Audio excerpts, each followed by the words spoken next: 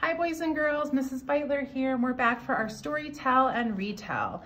All right, so here is our story for the day, and on our front cover of our book we can see the title, A Chair for My Mother. And the author and illustrator is Vera B. Williams, and she wrote all the words and drew all the beautiful pictures inside the story. So first we're going to look at the front cover of our book to see if we can get an idea of what the story is about. So what do you see in this picture? Go ahead and take a second and look at the front cover. What do you see? Okay, so these are the windows of a diner. A diner is a type of restaurant where people go to eat. This girl is looking in one of the windows to see what people are eating.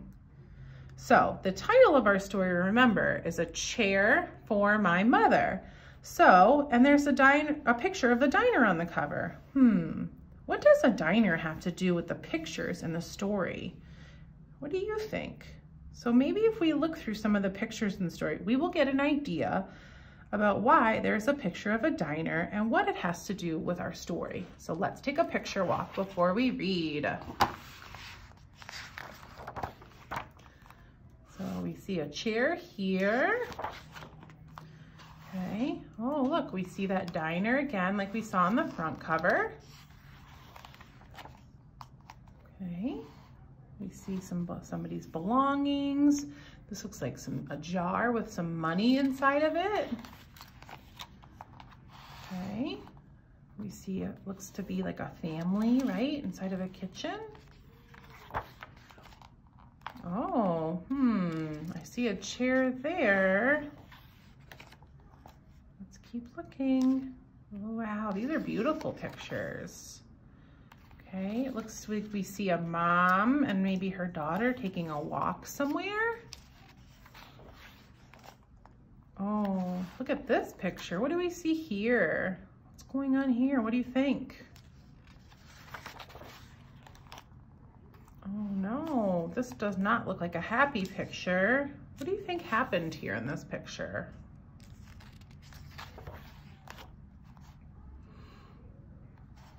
Okay, so as we are looking through our picture, taking our picture walk, why do you think there could be a diner on the front cover? If this story is called A Chair for My Mother. Oh, we see some chairs here. And here, wow, lots of chairs here. Right. So, all right, so I think that's that we're done with our picture walk. So let's start reading our story to see why we see a diner on the front cover of our book, okay? All right, let's start. A Chair for My Mother. My mother works as a waitress in the Blue Tile Diner. After school sometimes, I go to meet her there. Then her boss, Josephine, gives me a job too. I wash the salts and peppers and fill the ketchups. One time, I peeled all the onions for the onion soup. When I finish, Josephine says, "Good work, honey," and she pays me. And every time I put half of my money into the jar. It takes a long time to fill the jar. Every day when my mother comes home from work, I take down the jar. My mama empties all her change from tips out of her purse for me to count. Then we push all the coins into the jar. Sometimes my mama is laughing when she comes home from work. Sometimes she's so tired she falls asleep while I count the money into piles. Some days she has lots of tips. Some days she only has a little. Then she looks worried. But each evening, every single shiny coin goes into this jar. So we heard that the mom and the daughter put all their coins in this big jar, but some of the money they put in the jar, they're saving up for something they want to buy. Think about the title of our story, right? It's A Chair for My Mother. What do you think the little girl and her mother are saving with their money to buy? Go ahead and take a guess. Okay. We sit in the kitchen to count the tips. Usually Grandma sits with us too. While we count, she likes to hum. Often she has money in her old leather wallet for us. Whenever she gets a good bargain on tomatoes or bananas or something she buys, she puts by the savings and they go into the jar. We can see the jar right here on their table. We see that the mama's feeling how? She looks tired here, right? Looks tired. When we can't get a single other coin into the jar, we are going to take out all the money and go and buy a chair. Yes, a chair, a wonderful, beautiful, fat, soft armchair. We will get one covered in velvet with roses all over it. We are going to get the best chair in the whole world. That is because our old chairs burned up. There was a big fire in our other house. Our chairs burned, so did our sofa, and so did everything else. That wasn't such a long time ago. My mother and I were coming home from buying new shoes. I had new sandals. She had new pumps. We were walking to our house from the bus. We were looking at everyone's tulips. She was saying she liked the red tulips, and I was saying that I liked the yellow ones. Then we came to our block. Oh no, remember we saw this picture earlier and we were worried, right? We see some fire going on. Oh. Right outside our house stood two big fire engines. I could see lots of smoke. Tall orange flames came out of the roof. All the neighbors stood in a bunch across the street. Mama grabbed my hand and we ran. My Uncle Sandy saw us and ran to us. Mama yelled, "Where's Mother?" I yelled, "Where's my grandma?" My Aunt Ida waved and shouted, she's here, she's okay, don't worry." Grandma was all right. Our cat was safe too, though it took a while to find her. But everything else in our whole house was spoiled.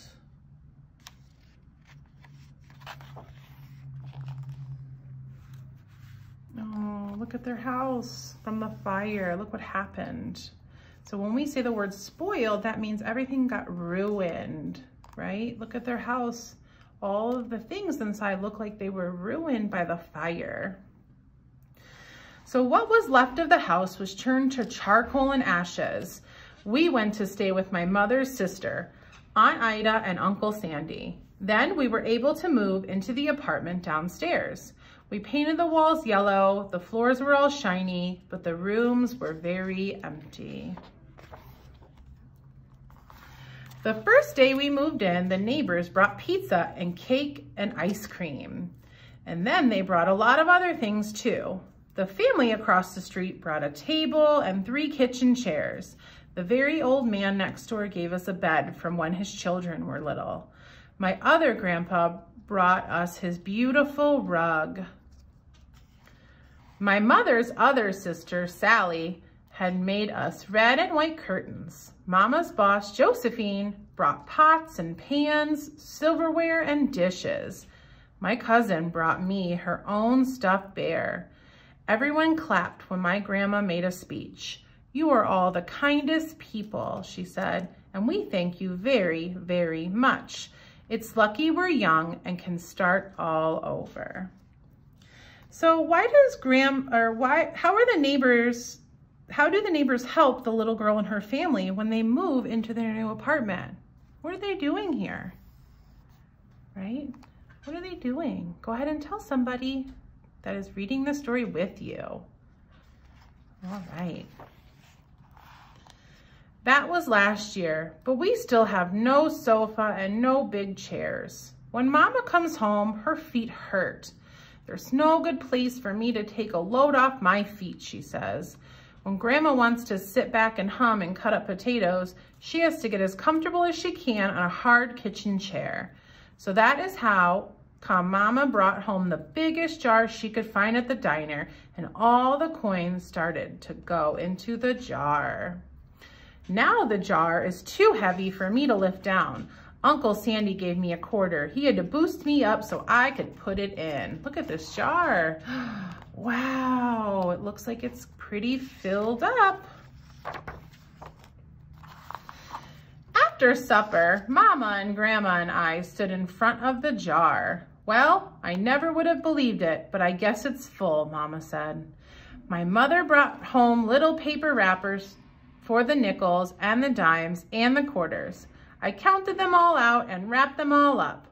On my Mother's Day off, we took all the coins to the bank. The bank exchanged them for $10 bills. Then we took the bus downtown to shop for our chair. We shopped through 4 furniture stores. We tried out big chairs, smaller ones, high chairs, and low chairs, soft chairs, and harder ones. Grandma said she felt like Goldilocks in the 3 Bears, trying out all the chairs. Why do you think Grandma feels like Goldilocks in the story about the 3 Bears? Go ahead and tell somebody who is reading with you. Finally, we found the chair we were dreaming of, and the money in the jar was enough to pay for it. We called Aunt Ida and Uncle Sandy. They came right down in their pickup truck to drive the chair home for us. They knew we couldn't wait for it to be delivered. I tried out our chair in the back of the truck. Mama wouldn't let me sit on there while we drove, but they let me sit in it while we carried it up the door. Look at her in that chair. It does look like a big comfy chair. We set the chair right beside the window with the red and white curtains. Grandma and Mama and I all sat in it while Aunt Ida took our picture. Now Grandma sits in it and talks with people going by in the daytime. Mama sits down and watches the news on TV when she comes home from her job. After supper, I sit with her and she can reach right up and turn out the light if I fall asleep in her lap. The end. So let's look at the picture of this little girl, her mama, and her grandma. How do the little girl and her family feel after they got the new chair? And how do you know that how can you tell that they feel that way by looking at this picture? Okay, so that is the end of our story. So I have a few more questions for you. I want to know in this story, why does the family in the story want a new chair? Do you remember? Right, the girl, her mother, and her grandma saved their coins to buy a new chair. What do you think the words coins means? Do you know? Okay, so coins, let's open it back up. Coins are different.